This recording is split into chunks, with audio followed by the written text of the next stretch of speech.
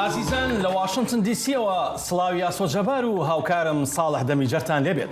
شاد بووینەوە بە دیدارتان لە بەرنامەیەکی دیکەی کورد کۆنێکشن کە پەخشەکەمان دەچێتە سەر کەناڵی NRT و لە سەرجەم سەکۆ میدیاکانی دەنگی ئەمریکاوە دەتوانن بینەرمان بن.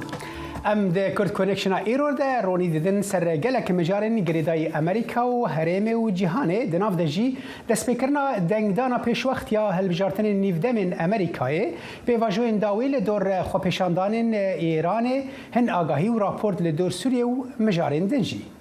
هەر لە بەرنامەکەی ئەمڕۆدا باز لە ئەگەری پێکێنانی حکوومەتی عێراقی و خۆپیشاندانە ناڕەزایەکانی عێراقیش دەکەین.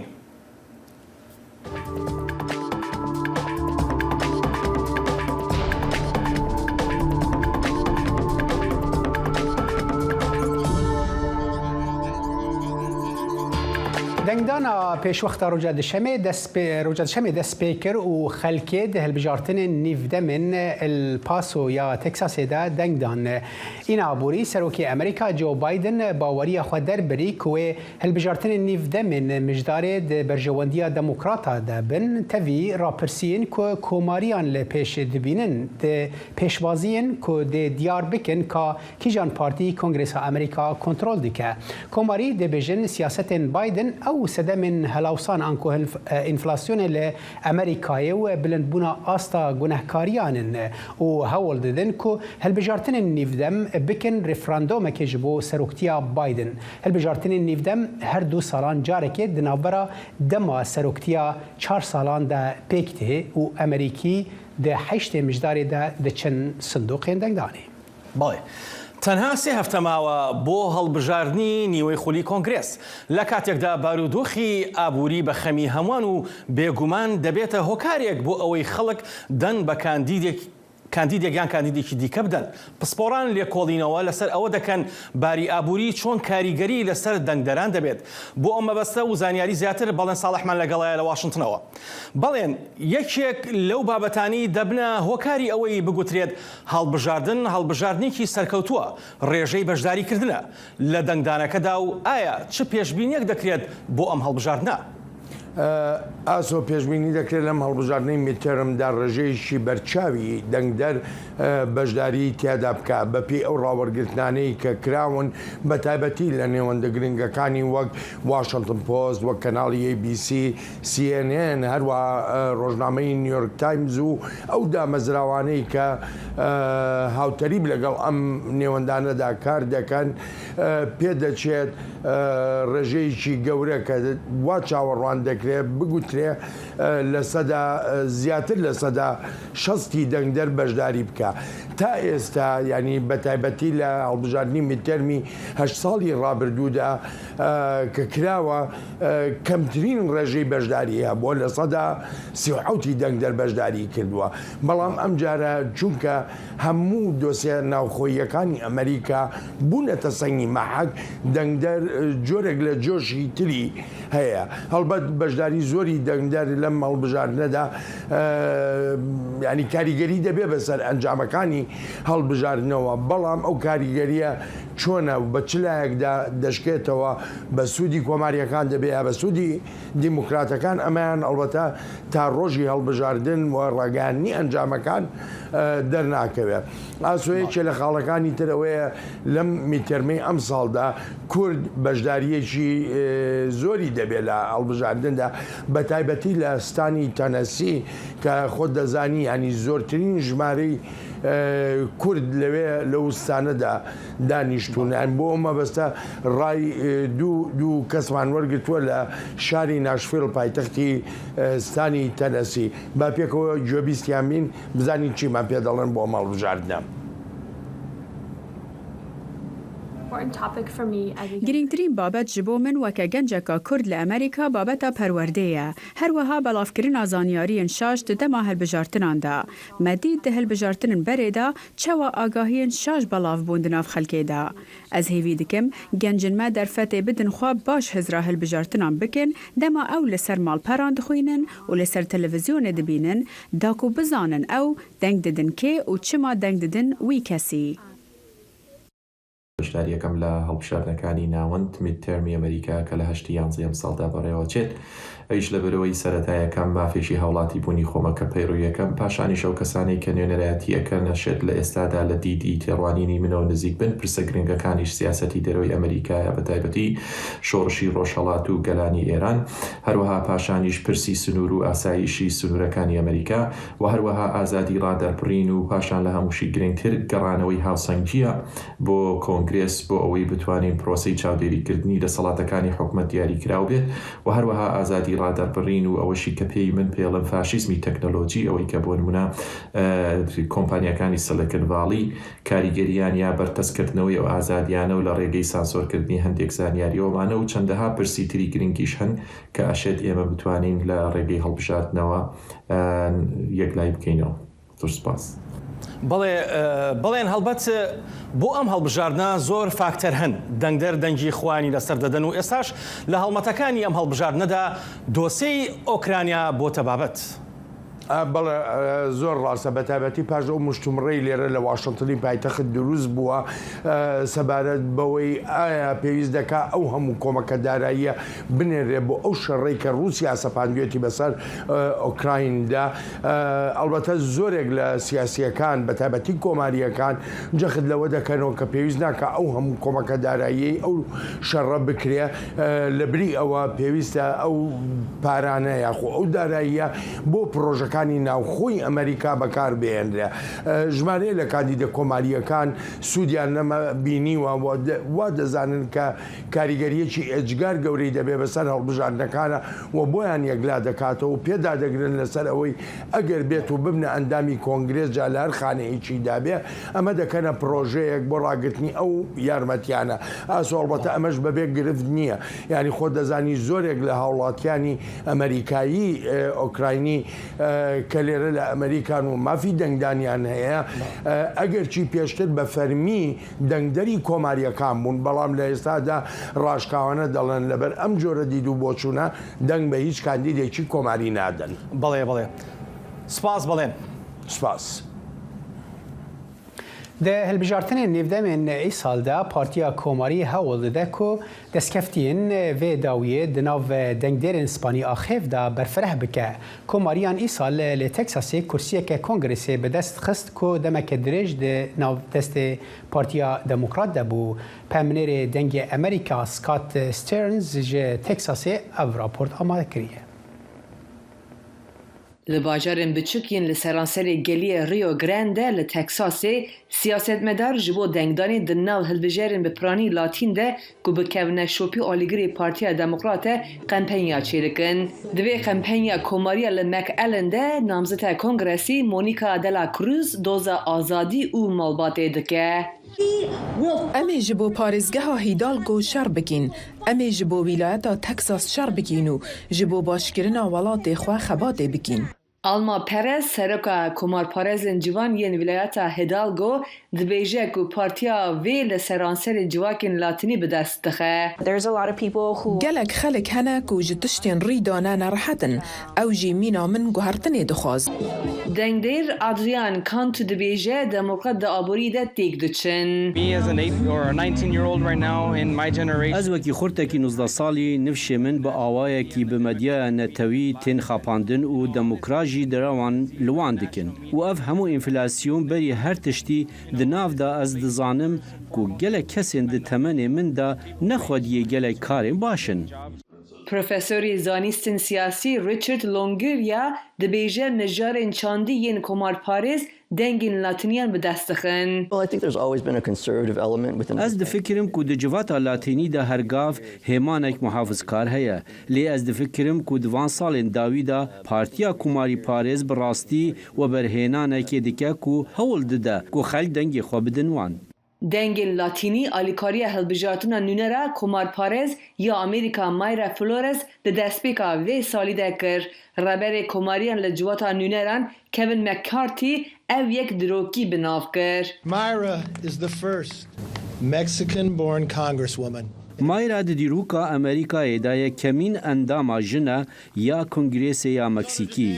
O min îro ew dît û encîla ku wê pêsûnd xarî min helgirt. Çiqas ciwanên Latînî ku koçberî Amerîkayê kirin tenê temaşey wê dikin û dikarin her tiştî bi dest bixin. سەرۆکی پارتیە دموکراتیە باژارێ کەمەرۆن جارێت حاکەما دبێژە و سەرکەفتنە فلۆرس بیتر لەسەر ئالیکاریە پەرەیە دەروەیی بوو. وێت مەهەکێدا زێدەتری $1 ملیۆن خەرجکردن و وێ ئەنجامێ بگرە ئەو ددەمەکی کووردا بپەرەیە. ji ber ku Flores hilbijartinek taybet bi dest xist da ku devra heyî temam bike evê di meha mijdarê de dîsa bibe namzed. Hakema dibêje demokrat bixwe bawerin ku ev dikarin kursî bi dest bixin ji ber ku yekem serkeftina Flores nêzik bû. ئەم جارnan ji bo ku gel xwedî li dengên xwe derkevin tê dikuşin. Ji ber vê yekê em bala xwe didin ser hêsankirina dengdanê.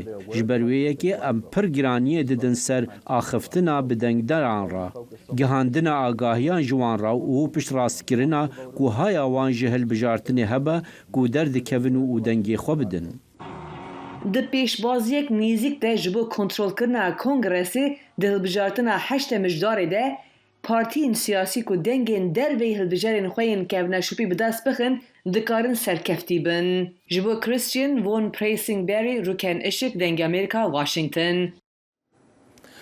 جو بایدن سەرۆکی ئەمریکا دەستنیشانکردنی چاوەڕوانکراوی ڕیشی سوناک وەک سەرۆکوەزیرانی بەریتانیا بەوە چەرخانێکی پێشکەوتوو ناو دەبات. سوناک یەکەمین کەسی نەژاد جیاواز دەبێت کە ئەو پۆستە بەدەست بهێنێت. ئەو نەوەی ئەو کۆچبەرە هەندیانە بوو کە ساڵانێک لەمەوبەر هاتوونەتە ئەو وڵاتەوە. بایدن ڕۆژی دووشەمە لە بۆنەیەکی کۆشکی سپیدا بە بۆنەی جەژنی دیوالی هندستانەوە قسەی کرد و سەرۆکی پێشووی وەزارەتی گەنجینای ئەو وڵاتە هەڵبژێردرا بۆ سەرکردایەتیکردنی پارتی پارێزگارانی حکومڕان کە چاوەڕوانی دانانی ڕێبەرایەتیشی یەکلای کەرەوە بوون بۆ ڕێنماییکردنی ئەو وڵاتە لە گێژاوی ئابووری و سیاسی. تاکیۆ مۆری جیگرێ وەزیرێ دەرڤەیە جاپۆنێ ڕۆژە سێشەمێ بە وێندی شێرمان را جیگرا وەزیرێ دەرڤەیە ئەمریکا هەفدیتنێک پێک ئانی شێرمان سەردارا جاپۆنێ دیکە دا پێگیریە ئەمریکا ژە هەرێمێ و هەفبەندên wan جاپۆن و کۆمارە کۆریایê را نیشان bide. شێرمان dê ڕۆژە سێشەمێ bi çû Handang wî re cîgirê yekemê wezîrê derveyê Korya Başûra civîneke dualî pêk bîne. Biryare her wiha civîneke sêqolî di navbera Şêrman Morî û Handang de bibe. برنامه هفترنگ برنامه کنری یا بشی کردی لدنگی امریکایی از لقمان احمد هر دو هفتی جارکی و بمگرکی ناو اختی چاندو نرارنگی بمرانه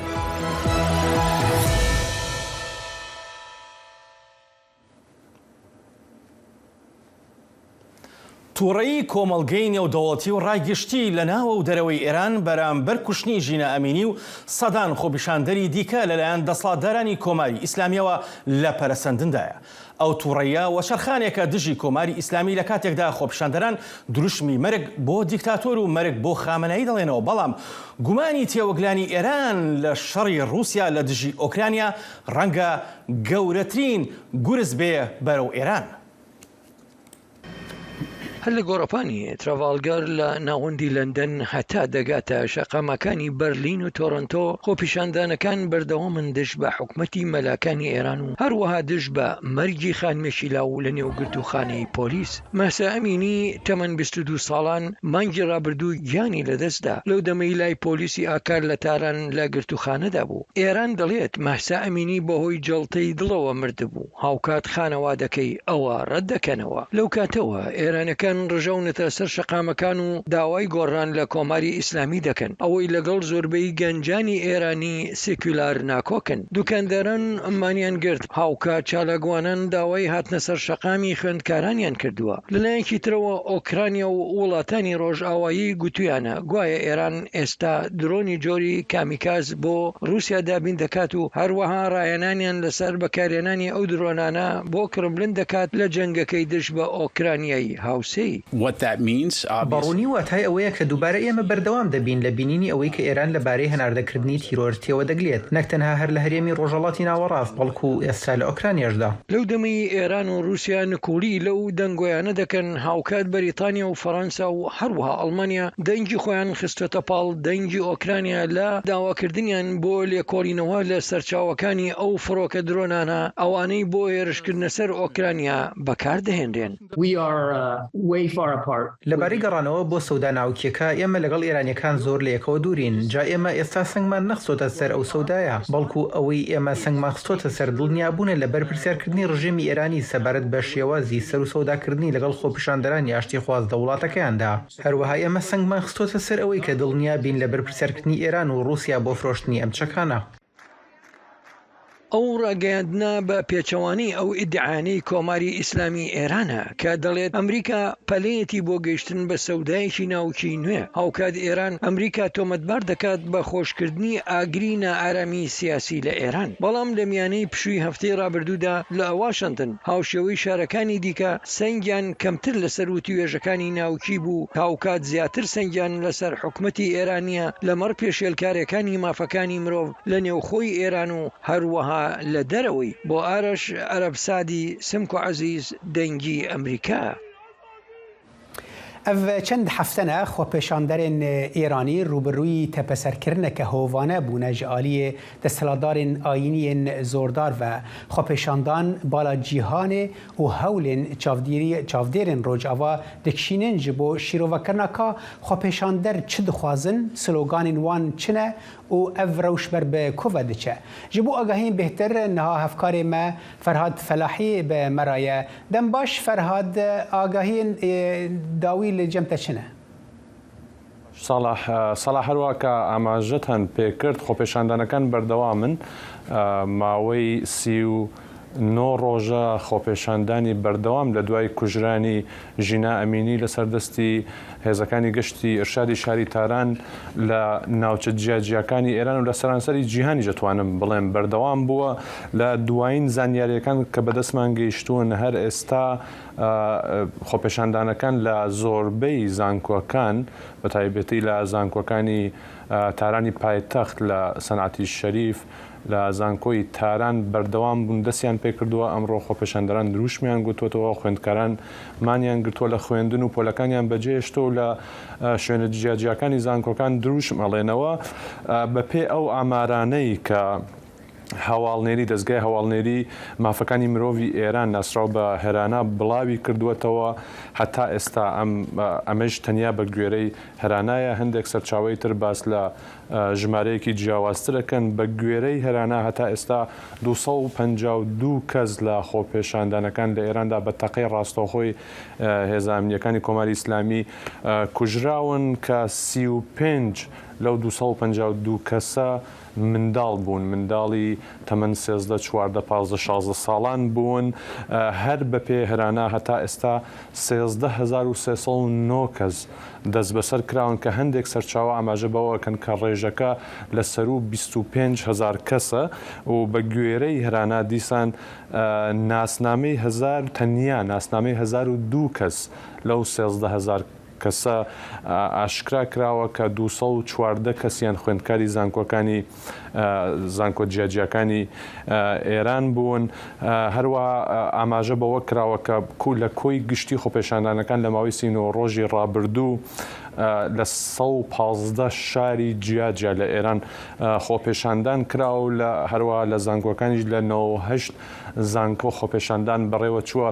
ساڵح ئەمەوێ ئاماژە بەوە بکەم کە سبێنێ 40 ڕۆژ بەسەر کوشتنی ژینا ئەمینی تێپەڕ ئەبێت لەلایەن هێزەکانی کۆماری ئیسلامی ئێرانەوە ڕێکخراوەی جیاواز جیاجیا ڕاگەیاندنیان داوە لەسەر ئەوەی کە خۆپێشاندان و مانگرتنی بەربڵاو لە هەموو شارەکانی ئێران سبێنێ چوارشەمە بە کاتی ئێران بەڕێوە بچێت. ئەمەش هەر لە ئێستاوە هێزەکانی کۆماری ئیسلامی ئێرانی ترساندووە کە ڕەنگە مێژوویەکی تر و مێژوویەکی نوێ لە خۆپێشاندانەکانی مێژووی خۆپێشاندانەکانی ئێرانە تۆمار بکرێ ئەوەی کە بینیمان لە هەفتەی ڕابردوو شەممەی هەفتەی ڕابردوو خۆپێشاندانەکان لە بەرلین بوون بەرلینی ئەڵمانیا کە ڕێژەی نزیکەی زیاتر لە 120,000 کەس بەشداریان کرد یەک دەنگ و یەک ڕنگ لە خۆپێشاندانەکانی بەرلین دژی کۆماری ئیسلامی ئێران و بۆ پشتیوانیکردنی خۆپێشاندەرانی ئێرانی. لێرە لە ئەمریکا گەر ئاماژە بە کاردانەوەکان لێرە لە ئەمریکا بکەم وتەبێژی وزارەتی دەرەوە نەتپرایس دوێنێ لە کۆنگرە ڕۆژنامەوانی ڕۆژانەکەی وزارەتخانەکەدا ئاماژەی بەوە کرد کە حکوومەتی ئەمریکا هێشتا پاڵپشتی خۆپێشاندەرانی ئێرانیە دەنگی خۆپێشاندەرانی ئێرانی ئەبیسێت ئەمەوێ ئاماژە بەوە بکەم کە گرژیەک دروست بووە لە نێوان چالاکوانانی ئێرانی و ڕابرت ماڵی نوێنەری یان نێرداوی تایبەتی ئەمریکا بۆ کاروباری ئێران لەسەر ئەو تویتەی کە ڕۆژی یەکشەمە نردبووی ڕابرت ماڵی ئاماژەی بەوە کردبوو کە خۆپێشاندەرانی ئێرانی داوای مافەکانیان ئەکەن داوا لە حکوومەتی ئێرانەکەن کە مافەکانیان بپارێزێ بەڵام چالاکوانان ئەمەیان وەڵامدایەوە تووڕەی خۆیان نیشانداوە لە پلتفۆرمێکە داوایان لە حکوومەتی ئەمریکا کردووە کە ڕابرمالی لە کارەکەی دەربکرێت ساڵح ببوورە زۆر بە پلە شتێکی تازەم بەدەست گەیشتووە عەبدوڵای موحتەدی سکرتێری گشتی کۆمەڵەی شۆڕژگەری زەحمەتکێشانی کوردستانی ئێران هەر ئێستا کەمێک پێش ئێستا ڕایگەیاندووە کە فڕۆکە بێفڕۆکەوانەکانی کۆماری ئیسلامی ئێران بەسەر بنگە و بارگاکانی حەزبەکانی ئۆپۆزیسیۆن کورد لە ئێران دەسوڕێنەوە ئەگەری هێرشێکی دووبارە هەیە نەجارەیەکەیە بەریش جارانشی ئێریشکردنە فەرهاد فەلاحی تێژ ناوەندە نوچەین دەنگی ئەمریکا مەرەوەی سپاس بۆ وان ئاگایە سپاس بۆ ئێوەش. تهران روجا دوشەمێ ئیدعایên ئەمریکی ڕەتکردن ku dibêje kesayetiyên serbaziyên Îranê li ser erdê li Qrimên ku di bin dagîrkeriya Rûsyayê de ye da ku alîkariya Moskoyê bikin ku êrişên bi dronan li Ukraynayê pêk bînin. Peyvdarê Wezareta Derveya Îranê Nasir Kenanî li ser ادعایا کوشکا سپی ج روزنامه‌وان را گوت ام و نوچه‌ای به تندی رد کن روزا پنجشنبه پیودار اولکاری اجتماعی کوشکا سپی جان کربی گوت کو هزین ایران لسر ارده لقرمن جبو آلیکاری روسیه د اپراسیون ویدا او گوت کو او راهنر و کارمندن پشتگیری تکنولوژی نه کنعانی گوت کمارا اسلامی ایران چندین جاران را گهاندیه کو او نه آلیه که ده شر اوکراین ایده. دنگی امریکا سرچاوی متمانه پیکراوی هەواڵ و زانیاری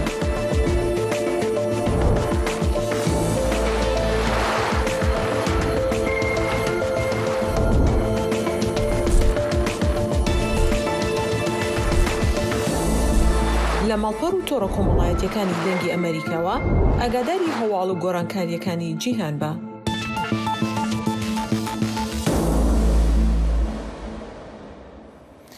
دوای دیاریکردنی سەرۆکۆمار و سەرۆکوەزیران ئایا دوجار عێراق دەتوانێت حکومەت پێک بهێنێت؟ زیاد لە 3 ساڵە ناڕەزایی لە 6 شەقامەکان و خۆپیشاندەران لە پایتەختی ئەو وڵاتە بەردەوامن. ئایندەی بزوتنەوەی ناڕەزایی عێراقدا دەگاتە کوێ؟ ئەو هێزە سیاسیانی عێراق دەتوانن چارەسەری گرفتە سیاسی و ئایدۆلۆژیەکانی ئەو وڵاتە بکەن یان نا؟ یان دەگەڕێنەوە یان ناتوانن؟ دڵشاد ئەنوەر لەو بارەیەوە لەگەڵمانەیە. دڵشادم کاتت باش. ئەم کاتت باش زۆر سپاس. کۆبوونەوەی پەرلەمانی عێراق بۆ دەنگدان لەسەر کابینە وەزاریەکەی محەممەد شیاع چەند جارێکە دواخرێ. هۆکارەکانی و لێکەوتەکانی چی دەبن؟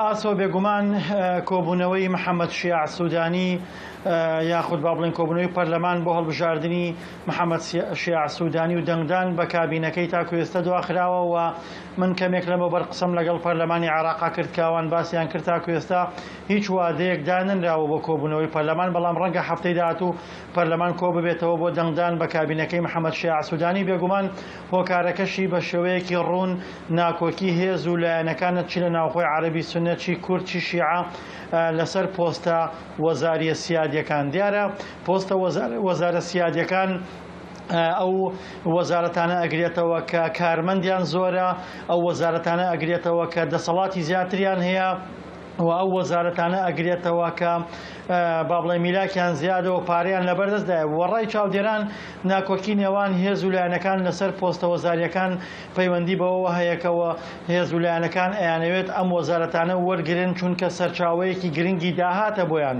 ئەتوانن ئەم وەزارەتانە لەبری ئەوەی بۆ خزمەتکردنی خەڵکی عراق بەکاربهێنن بە پێچەوانەوە بۆ کۆکردنەوەی سەرچاوی داهات بۆ حیزبەکانیان بۆ دامەزراندن بۆ بەکارهێنانی هێزەکان بۆ بەهێزکردنی خۆیان بەکارهێنن هەر ئەمە شوای کردووە کە ناکۆکی دروست بێت و متمانەدانی پەرلەمان بە کابینەکەی محەممەد شیع سوودانی دواب بکەوێت بێگومان لێکەوتەکانیشی خراپە بن چونکە ئێستا شەقامی عراقی تووڕەیە و پێیان وایە سەدریش کشاوەتەوە و ئەمان ناشتوانن بەبێ سەدریش لە نێو خۆیانە لەسەر پۆستەکان ڕێک بکەون ئەمەوە ئاکا کە هەم شەقامی عراقی تووڕەتر بێ و ڕەنگە دەرفەتیش بداتە سەدر ئەگەر دواتر بکەوێ بۆ گەڕانەوە بۆ نێو گۆڕەپانەکە و دیسان تێکدانی یاریەکە لێیان کە پێشتر لە ژێر فشاری دەرەکیە دەرفەتێکی پێدا بوون. بەڵێ دڵشاد بۆچی لایەنەکان لەسەر پۆستە وەزاریەکان ڕێک ناکەون؟ ئەگەر دووبارێکێتەوە پرسیارەکە تاسەوە بەڵێ بۆچی لایەنەکان لەسەر پۆستە وزاریەکان ڕێناکەون تا ئێستا؟ بەڵێ بێگومان ڕێکنەکەوتنی لایەنەکان لەسەر هەندێک لە پۆستەکان پەیوەندی بەوە هەیە کە متمانە لە نێوان هێز عراقیەکاندا نییە و هەموو ئەو هێزانی کە یانەوێت بەشداری لە حکوومەتی عراقا بکەن هەمویان ئەیانەوێت بۆ هەڵبژاردننی داهاتوو و لە چوارچەوەی عراقا پێگەی خۆیان بە وەزارەتانە بەهێز بکەن بە تایبەتی چاویان لەسەر هێزە چەکدارەکانە هەر لایەنێکە یانەوێت وەریگرن بۆی لە ڕێگەی و هێزە چەکدارانەوە هێزی چەک بۆ خۆیان دروستکەن و چاویان لەسەر وەزارەتە ئابوووریەکانە بۆی داهاتی وەزارەتە بەکاربێنین بۆ ڕین و فرۆشتنی دەنگ و پارەدان بە خەڵک و دوجار کۆکردنەوەی خەڵکی زیاتر لە دەوروبەری خۆیان هەموو ئەمانە وای کردووە ئەوەندەی چاو لەسەر پۆستە وەزاری ئەمنی و سەربازی و پارەد ئەوانەی کە پاریان لە ژێردەسایە بێ ئەوەندە چاویان لەسەر وەزارەتە خزمەتگوزاریەکان نییە بۆ نمونە وەزارەتێکی وەکو ژینگەر کە لە عراقا بەوەی وشکە ساڵیەوە بە پێی ئامارەکان نزیکەی 10,000 خێزان ماڵ و حاڵی خۆیان جێهێشتووە هیچ لایەنێک چاوی لەسەر وەرگرتنی ئەم پۆستە نییە بۆ خزمەتکردنی خەڵک زیاتر ئەوەندەی کە چاویان لەسەر ئەو وەزارەتانەیە کە پارە و هێزی لایە بۆ بەهێزکردنی پێگە حزبی و شخصیەکانی خۆیان. بەڵێ زۆر بە کورتی دڵشاد هەڵبەت دیارە خۆپیشاندانی تشرینەکان دەستی پێکردوێتەوە و ئایا ڕێشوێنەکان و پێکدادانەکان گەیشتۆتە کوێ وەکو تۆ ئاگادار بیت ئێستا؟ بێگومان تشرینیەکان زۆر تووڕەن لە دۆخەکەەوە پێشتر تا کوێستا کە نەجوڵاون پەیوەندی بەوە هەیە کە چاوەڕێی سەدریان نەکرد یاخود با بڵێن ئەوان تا ڕادەیەکی زۆر ئومێدیشان بە سەدر نییەوە پێیان وایە سەدر بەکاریان نەهێنێ بۆ فشارخستنە سەر هێز و لایەنە شیعەکانی تر بۆیە سەدرەکان لە ئێستادا لە تشرینیەکان لە ئێستادا لە جوڵەدان و پێیان وایە حکوومەتەکەی محەممەد شیع سوودانیش درێژکراوەی کابینە یەک لە دواییەکانی تری عراقەوە لە ئێستادا حزب و لایەنەکان دەستیان کردووە بە دابەشکردنی کێکی دەسەڵات بە تایبەتی ئەم حکوومەتێکی ئێستا لەسەر دەسەڵاتە نمایندەی 20 لە سەتی خەڵکی عراقە 180 خەڵکی عراق متمانەی نییە بۆی ئەمەش ناڕزایەتی دروست کردووە. زۆر سپاس دڵشاد بۆ کاتێک پێت بەخشین. زۆر سپاس بەێش. پشتی سه هەفتەیان هەنجی ماڵباتên کۆچبەرên Kurdên Sûriyên ku di Derya Spî de xeniqî bûn termên zarokên xwewernegirtine. Berpirsên Herêma Kurdistana Iraqê û Rêveberiya Xwesera Bakur û Rojhilatê Sûriyê gotibûn ku ew ê divê warî de alîkariya malbata bikin lê hetan ha tiştek li ser erdê nehatiye kirin û termên qurbaniyan hên jî negihîştine malbatên wan. Ömer Xubat karsazekî ji Kobaniyê ku li Cezayir dimîne li ser belgeyên wan kar dike و آلیکاریا وان مالباتان دکه جبو ورگرتنا ترمین زاروکین خو نها عمر قبات ج باجار وهرانه به ریا سکایپ به مریا دم باش که عمر از باورم و ایرو هن ترمین وان قربانیان ورگرتن اگر زحمت نبی تجمرانه کی ببیجه حتان هوا چکریه دم باش حوال دم باش ولی برای دلال آنها جنازه ما گشته 12 حبن جدد يكيج لاطقية يكيج منطقية منبجية وده حب جنازة جي منطقية ما كوبانينا وي أوراق موراقي وان وملفات وان ما حمود وسيوان ما حاضر كري أميرو دركبن آلجيري جبو أوراقي وان إذني أوي بستينن إذن نقلي هم بستنن وبمجبور جنازة خواب خلقي واقين يعني وحتى هذين نستاندنا يعني جنازة نجيشنا ناف دستيوا جنازة هيرو هم که جنازة كيان استلام بکنه هيرو آها باشه کی به يعني في پروسه گیش کی پیراد به بجم حکومت جزایر خواسته بو جمال باتن کو وکیل وان و دری هبن ها کی وی کاری برود بل دری وکیل وان از بو ما وکیل وان تشاو بو وکیل وان حکومت تشاو قبول کری حکومت از سفارت سوریه دا وکالت رسمی دان من تفویض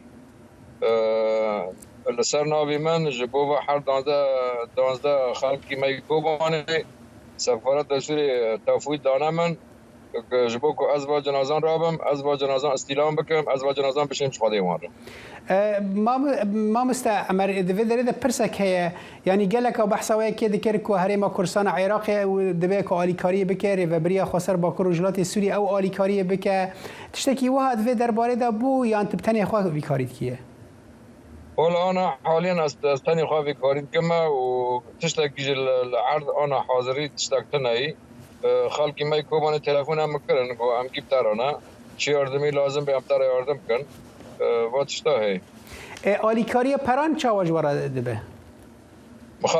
خلقی ما منطقه ما کوبانه تلموج مراهاتن کو همگی یاردم جتانه به هر تشتی به پراجی به هر تشتی بس حتی نه کسی که تشتک ندایته تنها پران دادی؟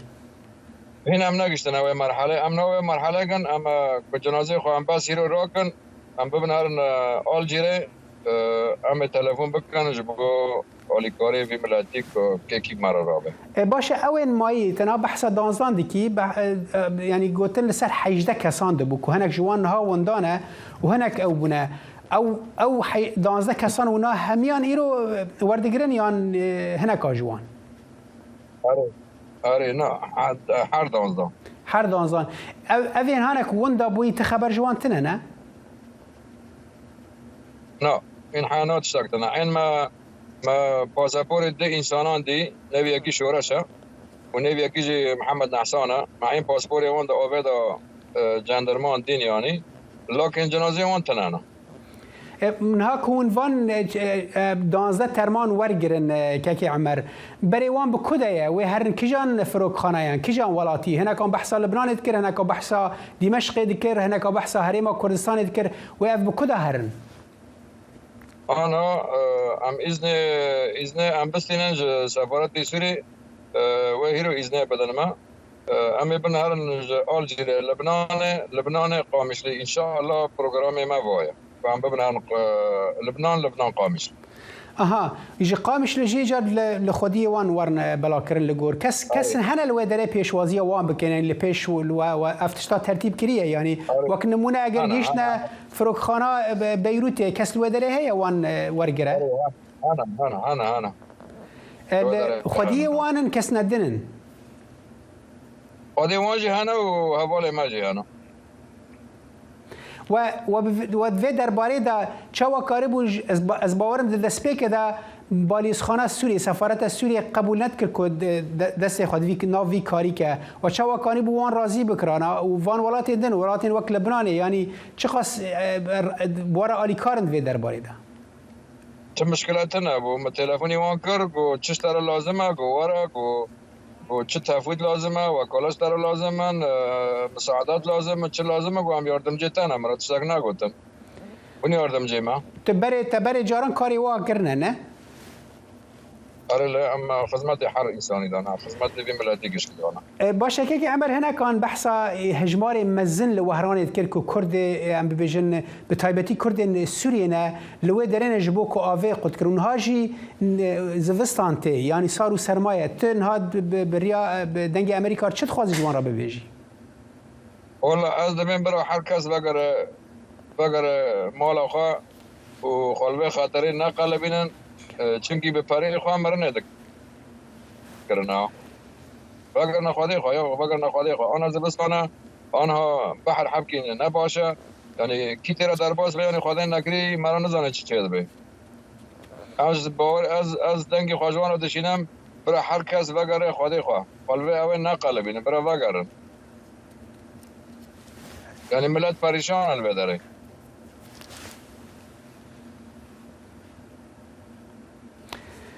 بله امر قوات تج باجار وهران جزائر به مرا بوی گلک سپاس جبو دماته.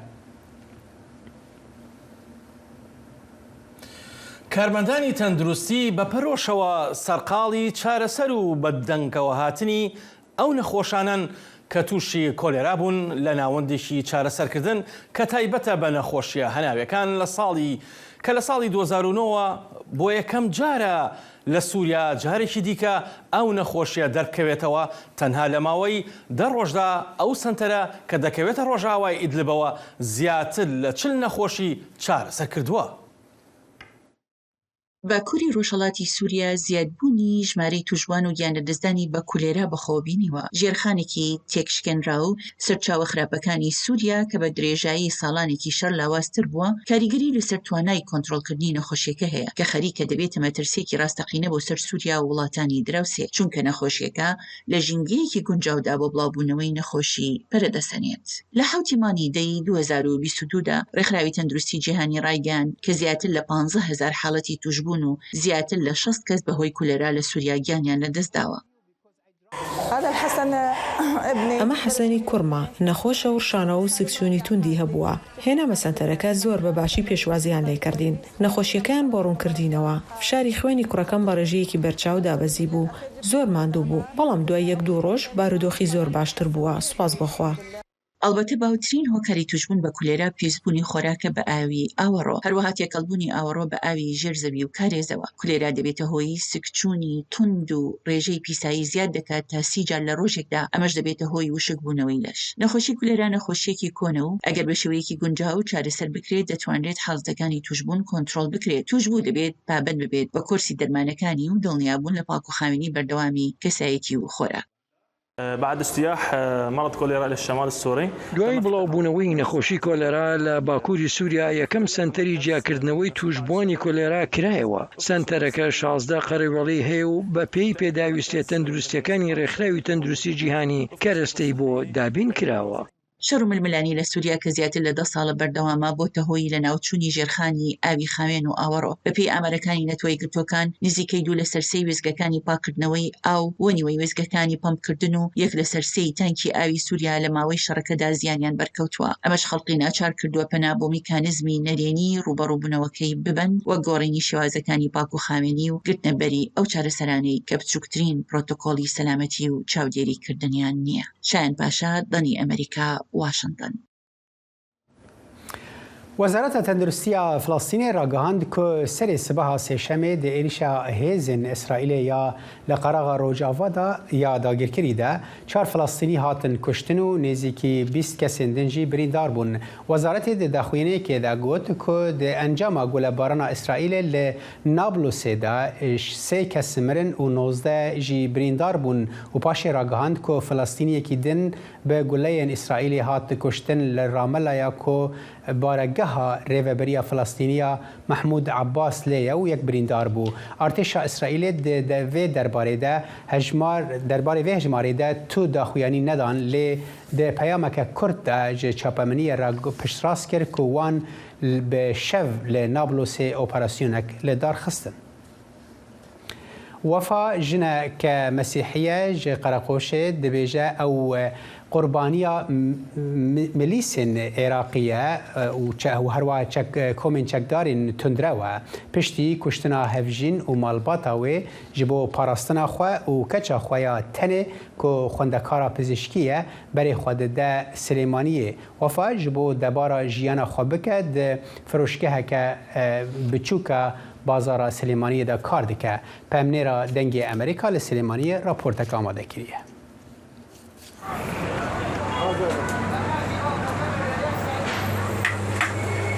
لە سوچێکی ناو بازاری سلێمانی کە پێی دەوترێت مەزادخانە و کاڵای دەستی دووی لێساغ دەکرێتەوە کار دەکات.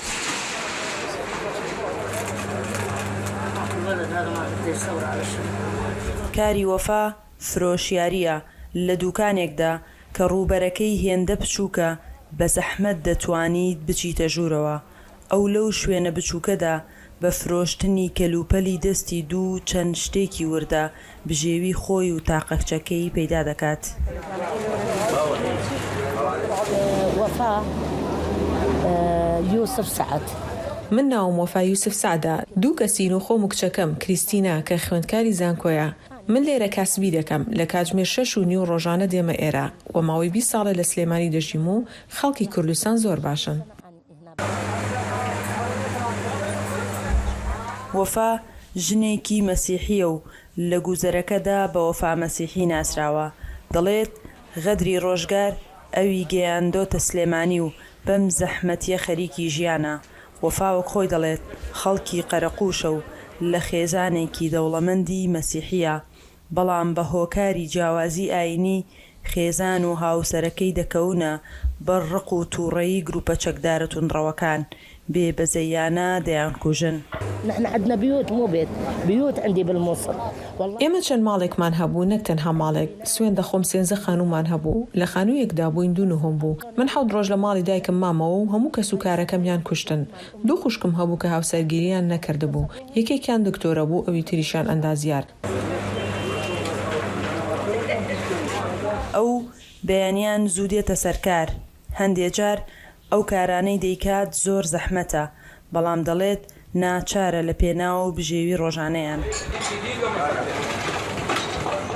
دوای بەڕێکردنی ڕۆژێکی درێژ لە کارکردن، بەڕێ دەکەوێت بۆ کڕینی پێداویستی ڕۆژانەیەکانیان و دواتر دەگەڕێتەوە ماڵەوە بۆ پشودان و خوانی ئێوارە.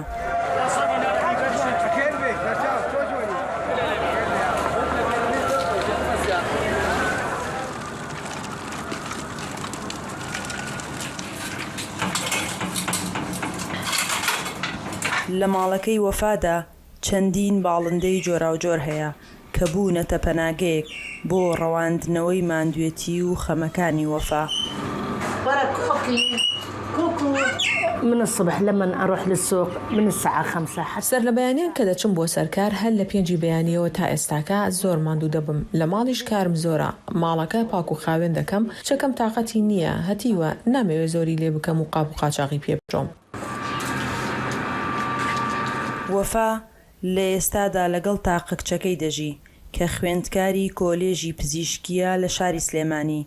ئەو سەرەڕای ماندوێتی ڕۆژگار لە خەمی ئایندەی کچە تاقانەکەیدایە و هیوادارە هەمان چارەنووسی خۆی نەبێت. سنوور کەریم، دەنگی ئەمریکا، سلێمانی. گەنجێکی شاری مووسڵ ساڵێک لەمەوبەر بیری لە دروستکردنی قوتابخانەیە کردەوە بۆ هاوکاری و خێرخوازی، چکە زوربەی خەڵکی ناوچەکە بەهۆی نەبوونی بینای قوتابخانەکانەوە ڕوبەڕووی کێشە بوونەتەوە. ئەمڕۆ خەونەکەی فەهد هاتە دی و قوتابخانەیەکی لەسەر ڕوبەری 450 مەتر دووجا دروست کرد و هێندەی نەماوە تاو بێت. فەهد القەساب ئێک ji gencên bajarê Mosilê ye beriya salekê ewî bîr li wê çendê kiriye ku qutabxanekê ava ketin û bi harîkariya kesanên xêrxwaz. Ev qutabxane li Mosila kevin bîtin ji ber ku piraniya xelkê vê deverê ji ber kêmiya avahiyên qutabxana tûşî giriftin mezin dibin. Îro xewna vî gencî hate dî û qutabxane li ser rûberê 450 metrên çargoşe ava kiriye û heta noke zêdetirî 85 sedê temam kiriye. أنا ومجموعة من الأصدقاء والإخوة Ez û grupek ji hevalê xwe me biryar da got em li ser karê perwerdeyiyê kar bikin ji ber got perwerdeyî û xwendin bengeha civakê ye. Me hezir kir got dîbistanekê ava bikin lê bi dîzaynekî nû û ev dîbistan ehlî be û ji aliyê xêrxwaza bê piştgirtin û xwendekar tû pera nedin lê perê wan ji aliyê xêrxwaza tê dayîn wekî dinê jî avahiya dîbistanê jî ji aliyê xêrxwaza ava bûye. Bi goreyê datayên fermiyên perwerdagiştiya parêzgeha Neynewa îsal zêdetirî 1 milyon qutabî dê beşdarî prosesa sala nû ya xandinê bin û beramber vê çendê pêdivî bi 500 avahiyên dîyên qutabxana heye bihêne avakirin da ku wê qerebaliqa nava qutabxanan da kêm bikin. احنا عندنا قلت لك نقص مەڤڵەیە کە بەرچاو هەیەژ عالی ئاواهیên دێبستانان نها هەر پۆلک هەفتێ حتانی حشتێ خوندەکار تێدەنە لۆمە خوندەکار وانەی وەرناگرن و ئەڤژی کێشەیەکە مەزنە پێویستە گۆ حکوومەت gelek dîbistanan ava bike. Projevî gencî derfetên karî ji bo xelkê deverê dabîn kirîne û dehan xurt li ser qutabxane kar dikin. هاي المدرسة وفرت لنا كثير فرص من العمل. Vê avahiya dibistanê gelek derfetên kar bû me dabînkirin wekû karê kareba, av, solîna, lebax, avakirin. Di vê projê de gelek karker sûdmend bûn. Ev qutabxane dê pêşwaziya 240 qutabiyan ket li qonaxên seretayî û çendîn beşên cuda cuda bixovetgirî din û kesên têne wergirtin dê qurbaniyên şerê azadkirina Mosilê bin, mîna zaroyên kuştî û bê serûşînan. Kawa Umerdengê Emerîka, Mosil. Herêma Kurdistana Iraqê ev 2 salên rastî hişkesalî û kêmbaranê bûye. Ger îsal jî ew hişkesalî berdewam bike, me tirsiyek heye ku gund ji xelkê xwe vala bibin. Pemnêrê me li Kerkûkê raportek amade kiriye. ئەرسەلان ئێستا بەشێکی کەم لە مەڕووماڵاتەکەی ماوەتەوە و بەهۆی وشکە ساڵی و نەبوونی لە وەرگاوە هەمووی بە ناچاری فرۆشتووە. بۆ خێزانە گوندنشینەکەی ئەرسەلان 2 ساڵی ڕابردوو کارەسات بوو بەو پێی بەهۆی وشکە ساڵیەوە سەرچاوی داهاتیان لەدەستدا کە مەڕووماڵات و پشتبەستن بوو بە کشت و کاڵ. بە بۆنەی وشکە ساڵیەوە حیوانەکانمان فرۆشتی سش ئەم تۆزە مەڕێماوە ئەمانەش ئەم بزنومەڕانە نزیگەی سعات 2 ساعت گەڕین بە دوای لە وەڕایتین بۆ ئەم چەمەی لەوەڕێن لەبان و نزیگەی 2 ساعت ڕێپیەکەن تا تێنە ناو لە وەرگا. لە بێبارانی بۆنەی وشکە ساڵیەوە ناچانی حیوانەکانشمان فرۆشتی نەماشم بۆ بێتاقەتی خۆمان نییە لامانەت. پێش گۆڕانکاریەکانی کەش و هەوا و کەمبارانی کشت و کاڵ و بەخێوکردنی مەڕووماڵات بۆ خێزانەکەی ئەرسەلان سەرچاوەیەکی گرنگی داهات بوو. تەواوی گوندنشینەکان کە بژێویان لەسەر بەخێوکردنی مەڕووماڵات و کشت و کاڵە 2 ساڵی قورسیان تێپەڕان 2 ساڵی بێبارانی و خراپی بەرهەمی کشت و کاڵ و نەبوونی لە وەرگا. بۆ خۆم بە شعاری خۆم نامەوێت 4-5 ملیۆن زەرەرم کردێ پارەکە وشکە ساڵی و ئیمساژەوە دە کاتەکەی مەیلە و درەنگە چێت. بە پێی ئامارەکانی کشت و کاڵ 80% زەویە کشت و کاڵیەکانی هەرێمی کوردستان پشت بە باران دەبەستێت. گەر ئەم ساڵیش بۆ ساڵی سێم وشکە ساڵی ڕوو بداتەوە ئەوە داهاتوویەکی خراپ چاوەڕێی گوندنشینەکان دەکات. ڕەنگە بارانی بەلێزمە زیاد لە پێویست ببارێ و ڕەنگە ناوچەکە ڕوبەڕووی وشکە ساڵی بێجارێتتر ئەگەر ڕوبەڕووی وشکە ساڵی بینەوە چارێکی تر بەڕاستی ئەمە کارەساتێکی زۆر گەورەیە چونکە کۆچکردن بە تایبەتی لایەن جوتیارانەوە دەستی پێگا خاوەن ئاژەڵەکانیان لە دەستە چیە و دووبارە وەزعی یان بارودۆخی کشت و کاڵ لەم ناوچەیە بە تەواوەتی لە ناوچێ لەبەر ئەوەی زەوێ کشت و کاڵەکان ئیساکە ڕوبەڕووی کارەساتێکی زۆر گەورە بوونەتەوە. هێشتا لە وەرزی پاییز و بەرە وەرزی زستان دەڕۆین بەڵام دۆخەکە بۆ ئەرسەلان و خاوەن مەڕووماڵەتەکانی تر مای دڵخۆشی نییە بەو پێی لە وەرگا بۆ مەڕووماڵەتەکانیان نەماوە. ئەگەر بێت و ساڵش وشکە ساڵی بێ وەکو ساڵی پار ناچارن لادیەکان حیوانەکان فرۆشی مێنە شارو لەبەر بێ لە وەڕووی بێبارانی والی کاتە نازانیت وەچیوە خاوەنیکەی. لە ئێستادا گرنگترین هەواڵ بۆ ئەرسەلان و خاوەن مەڕووماڵات و تەنانەت جوتیارەکانی تریش هەواڵی کەش و هەوایە بەو پێی داهاتووی مەڕووماڵەتەکانیان بەسراوەتەوە بە ڕێژەی بارانبارینی ئەم ساڵەوە. دڵشادنوارە دەنگی ئەمریکا گەرمیان. پیاوێکی ئیسپانی کە لە مەدریدەوە بەڕێکەوتبوو بۆ دۆحا بۆ ئەوەی لە مۆندیالی 2022دا ئامادە بێت لە کاتێکدا کە بەڕێوە بوو بۆ قەتەر گەیشتوە شاری سلێمانی لە هەرێمی کوردستانی عێراق بەڵام بەر لە دوایمین گەشتی لە سەرەتای مانگی دەدا لە ئێران بێسەر و شوێن دەبێت. خێزانەکەی ڕۆژی دووشەممە ڕایان گەیاندبوو کە ئەو گەشتیارە بە ئەزمونە تەمەن 41 ساڵە بە ناوی ساندیاگۆ سانچێز لەو کاتەوەی زیاتر لە 3 هەفتە لەمەوبەر سنووری عێراق و ئێرانی بەزاندووە هیچ هەواڵێکی نییە. چارەنووسی نادیارە سانچێز لە ڕێگەکە دەگاتە سنووری هەرێم لە ناحی پێنجوێن چاوی بە جوتیارێک دەکەوێت بە ناوی تۆفیق ئەحمەد و ماهیای هاوسەری. تاران دوژمنە بیانیەکان و پارتە سیاسیە کوردیەکان بە هۆکاری وروژاندنینە ئارامیەکان دەزانێت لە کاتێکدا گەنجانی ئەو وڵاتە دژی ستەمکاری و درڕندەی کۆماری ئیسلامی ناڕازایی دەردەبڕن. دەسەڵاتدارانی ئێران تا ئێساکە 9 کەسی بیانیان دەستگیر کردووە کە زۆربەیان ئەوروپی بوون.